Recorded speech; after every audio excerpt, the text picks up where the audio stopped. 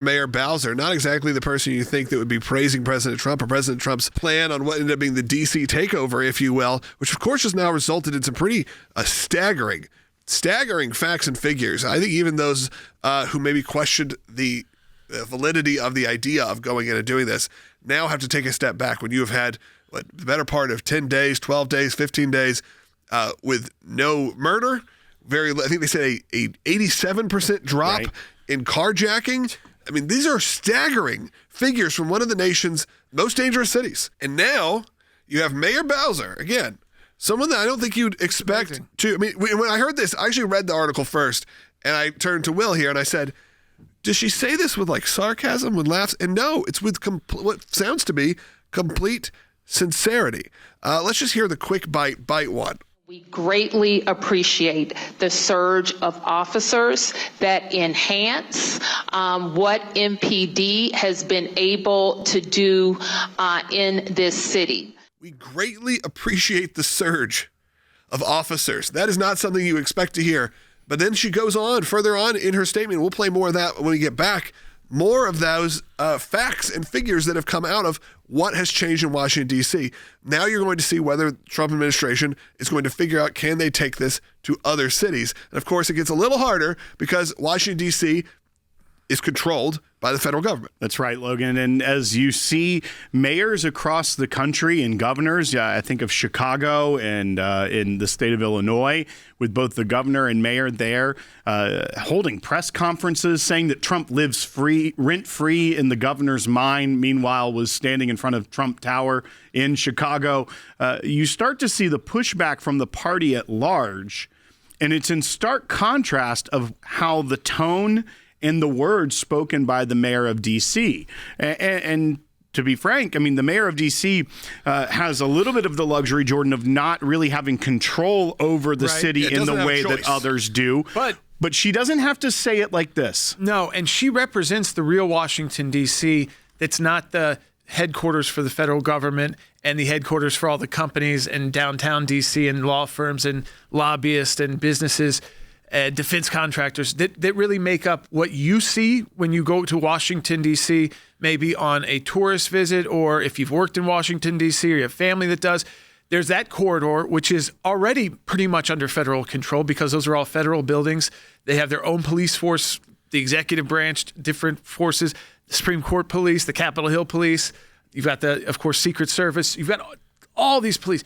That is a tiny percentage of Washington, D.C., and the rest of Washington, D.C. falls under Mayor Bowser. She's got to deal with that. She doesn't get that. So she's now getting the benefit of what a small part of D.C. has gotten for decades, so that her citizens, really the lifelong residents and families that have lived and grown up in D.C., are now getting the benefit of having the security that the kind of political side of Washington, D.C. has. Yeah, the Hill. For carjackings, the difference between this period, this 20-day period of this federal surge and last year represents a 87% reduction in carjackings in Washington, D.C.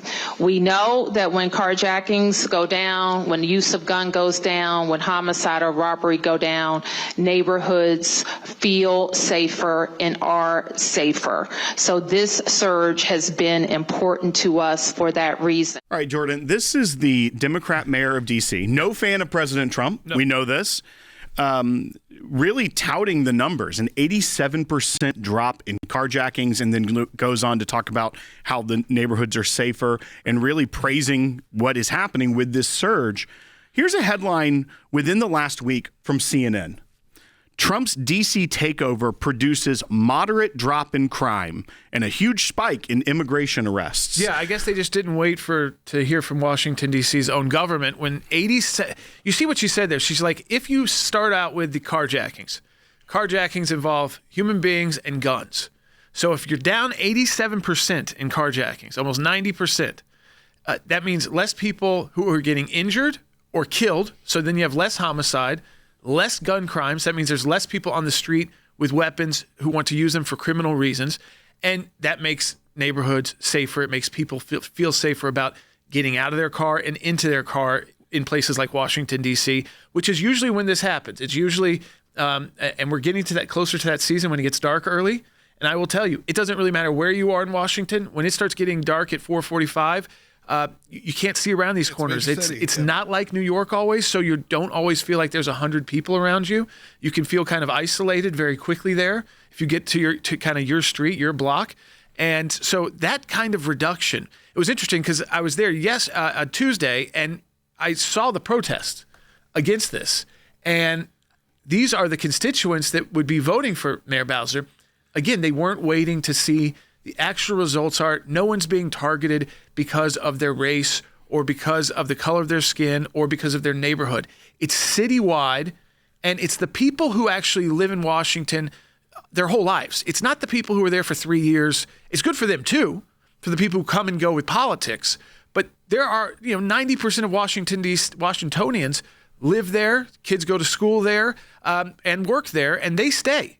And those are the individuals that want to make sure it's not just those key areas that are safe, but that the regular neighborhoods in Washington and even some of the tougher neighborhoods in Washington are safer from gun crimes. I mean, that's what we're talking about here is carjacking. 87% down is a huge number. Huge number. In Washington, D.C., again, you may picture just Capitol Hill, but you have areas that have been crime-riddled for decades. Oh. There are areas you do not go to. There are no-go areas. Yeah, sometimes there's areas you do not go to. And that's unfortunate. That's unfortunate in any city, but it's just the facts. It's what's going on. And to be honest, probably a lot of us just kind of wrote it off as like, that's just the way the city is going to be. That's just the way Chicago is going to be. That's just the way New York is going to be. There are areas you just don't go to and you play it safe. But now we see that there's actually an option to change these areas and to actually affect change in a positive direction. I don't know. This could be a big moment. Well, and one thing they're looking at too is moving the Washington Commanders, I have to say that right, back to RFK and redoing RFK. RFK is kind of the end of Capitol Hill. I mean, Stadium, it's pretty far back. Yeah. And when last time I was there, I felt like it was crumbling, but let's... to redo that area to then, again, they've redone the waterfront in D.C. on Capitol Hill. Mm-hmm. That made that area, again, just another area with a lot of new jobs and a lot of new places to live. If you did that around RFK Stadium, again, kind of this rebuild of that area, you're opening up an entire new place. But you can't do that.